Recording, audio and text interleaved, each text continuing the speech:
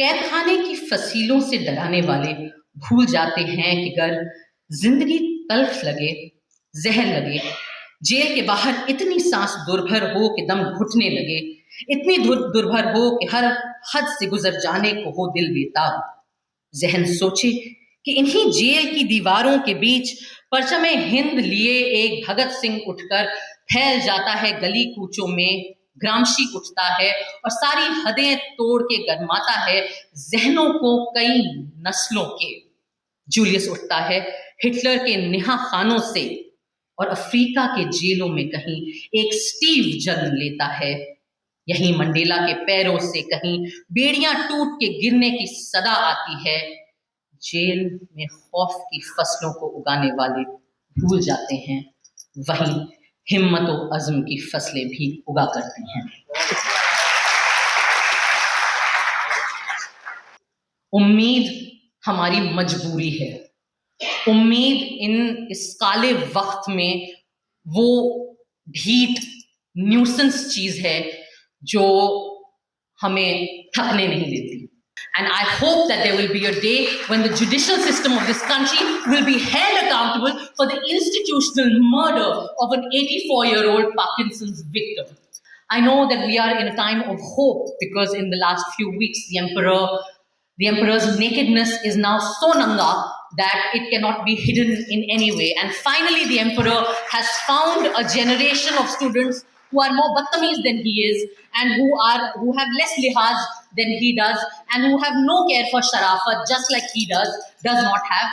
And finally, somebody is answering him in his own language and is showing him his own truth in the form of memes and cartoons that are so audacious that you cannot but laugh at them, even when we feel a little cringe ourselves.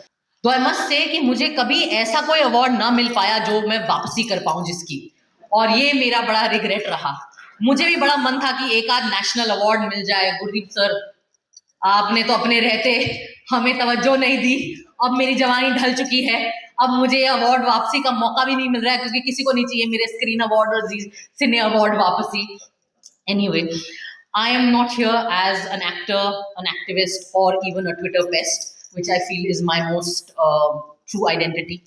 I am here today as a student and a citizen who has had the good fortune of being educated not only in the classroom, also in the classroom, but not only in the classroom by not just Gohar sir, but so many of you today.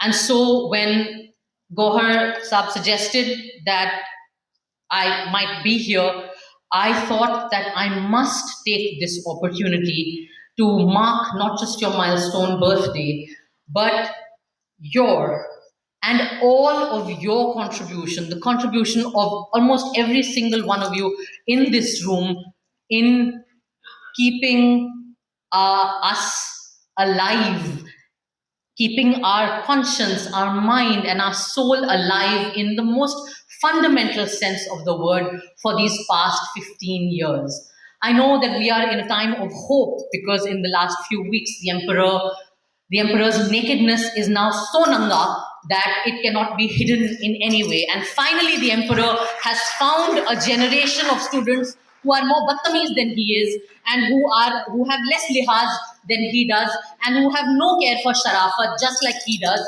not have. And finally, somebody is answering him in his own language and is showing him his own truth in the form of memes and cartoons that are so audacious that you cannot but laugh at them, even when we feel a little cringe ourselves. So finally, someone is getting a taste of his own medicine. But I want to say that the parasites that are crawling all over the powers that be in these days were not born in a vacuum.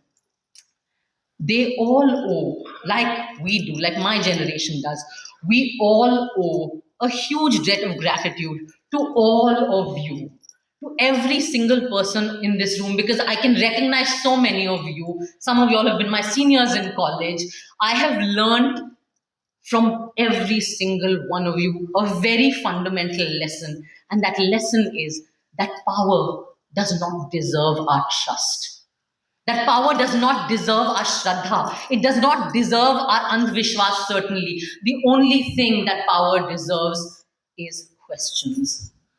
And all of you have asked those questions relentlessly, even when it was not these people in power, when it was the opposition in power or other governments in power. I was reading this book and I was struck by the dates of these poems because some of them go back to 1977, 75, emergency, that thing that I think she shouldn't have even named it because then she would have gotten away with it like our current people have for the last 10, 12 years. So I am here to say thank you.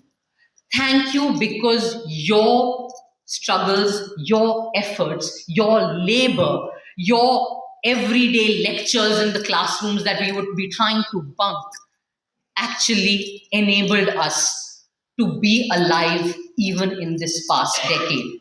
No movement and no moment in history stands on its own feet alone, however witty, however fun, however audacious it is. And today, this moment of hope belongs to every single one of you who has relentlessly spoken out for the last 12, 13, 14, 15 years when so much of this country was blinded by the advertising and savvy marketing and nonsense nomenclatures that this government is best known for. Uh, Well, Ashok sir read one poem that I was going to read, so I am not going to repeat and make the mistake of following him up in any way.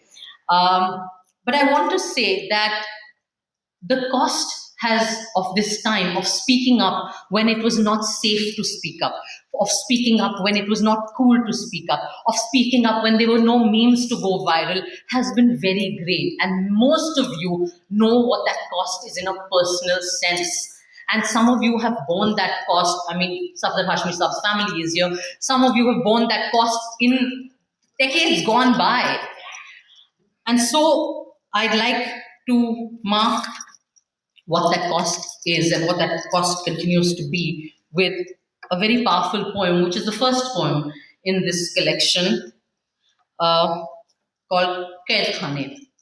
And I think we should dedicate this poem, though it ends in hope, but we must dedicate it to the memory of Father Stan Swami, because that is what the cost has been of speaking out in these past 10 years. And I hope that there will be a day when the judicial system of this country will be held accountable for the institutional murder of an 84-year-old Parkinson's victim, because they didn't have the basic decency of doing their job. The cost is a teacher like so many of you, Professor Sai Baba, who didn't survive for 1 year after he came out on bail. That is what the cost of speaking out when it was not cool is.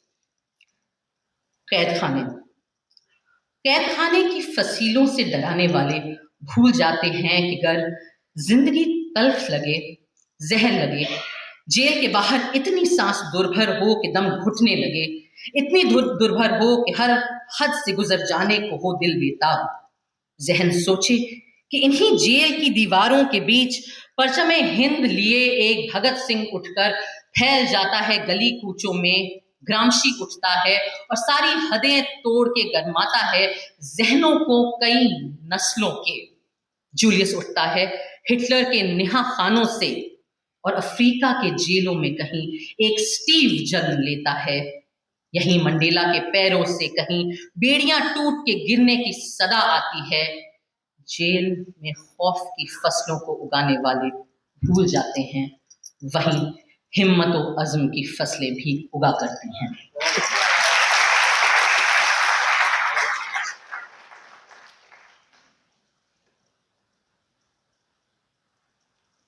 I just want to say, and I want to end by saying this because really we all know the context in which we speak better than anybody else.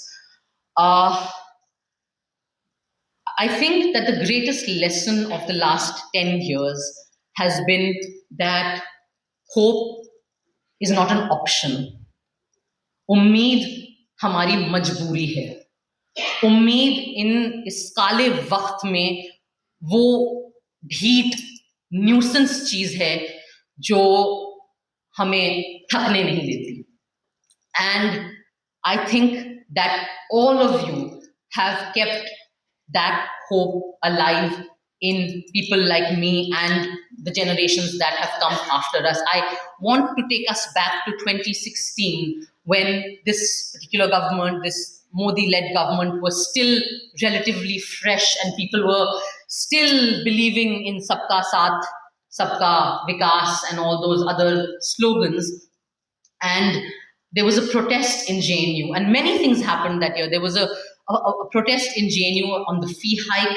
There was the suicide or institutional murder, call it as frankly as we should, of Rohit Vemula. There was the disappearance of Najib. There was the event to mark the Afzal Guru's hanging, and that led to that whole hysterical sort of witch hunt of students and educators. And I remember feeling really bewildered and shocked because it was the first time that JNU became a gali and then continued to be a gali for many years after that. And I remember being in Delhi for one of the protest marches that happened in support of the students of JNU who were arrested. And so many of you and so many of my teachers were there. And it made me feel that, yes, this time we will bear. We will be able to go through this time, and the things that we know or believe in or fight for are not, they're not all lies. They're not, it's not madness. It's not that, froth that Arnab Goswami spews every evening on prime time. And of course, the years went by and times somehow managed to get worse and worse. And yet, every few years, there was a movement.